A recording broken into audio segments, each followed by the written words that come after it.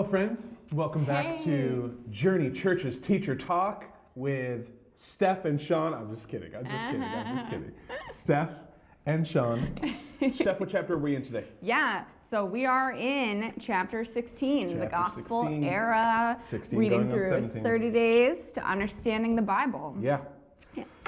So we have the gospel section of the historical book section of the New Testament section of the Bible. Yes. Yeah, and so this it covers, we're pretty familiar with the four main gospels. We have Matthew, Mark, Luke, and John. Boom. And they cover Jesus' early life, his ministry, and his death and resurrection.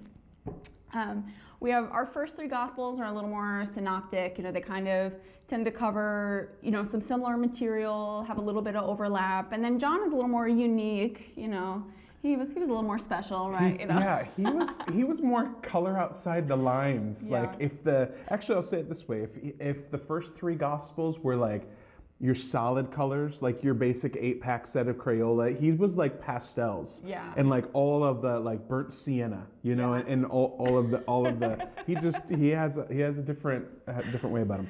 Steph, if someone didn't know though the meaning of the word gospel, what does that even mean? Yeah. So the gospel translates pretty much to good news. Good news. And we see that in Jesus's birth coming to this nation of people that for hundreds of years has been looking forward to this Messiah, right? Yeah. And I don't think he came exactly quite how they were expecting him to come. No. But even at his birth, we have this host of angels that comes and just proclaims the good news of who he is and what he would bring, not just for the people of that time or the nation of Israel, but really for all of humanity. Yes.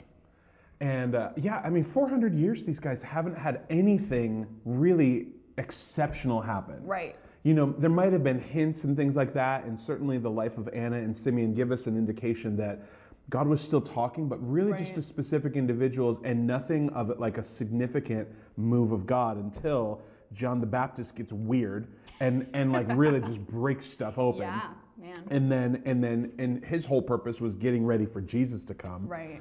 And that's another like interesting bit of trivia about the Gospels. All four Gospels, which means good news, they all chronicle the life of John the Baptist.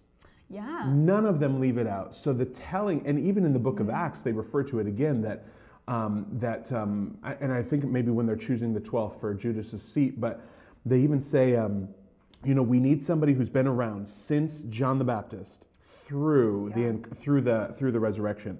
So it's interesting. They really included John in the whole story of that. Yeah, super significant. So friends, I'm just going to geek out for a second here. I love this. I love when Max points this out, that when all four Gospels are put together and harmonized, only about 50 days of Jesus' active ministry are dealt with. This is ridiculous because if he ministered for 3.5 years, that's well over 1,200 days that he was ministering. We only get a snapshot of 50. And so like sometimes I'm thinking like, whoa, what else was there? Like what other miracles and what other awesome things and and what did they eat? Like how long did it take them to travel from one place to the other? And like what were they talking about in between? And oh, so much. I mean, like when it says that the world could not contain. They weren't kidding. Couldn't contain all the books, right? There's so much more. Oh gosh. So anyway, from our geek hearts to yours. If you have any questions or comments, feel free to post those below. In the meantime, may you delight in his face as you delight in his word. See you later. See you tomorrow.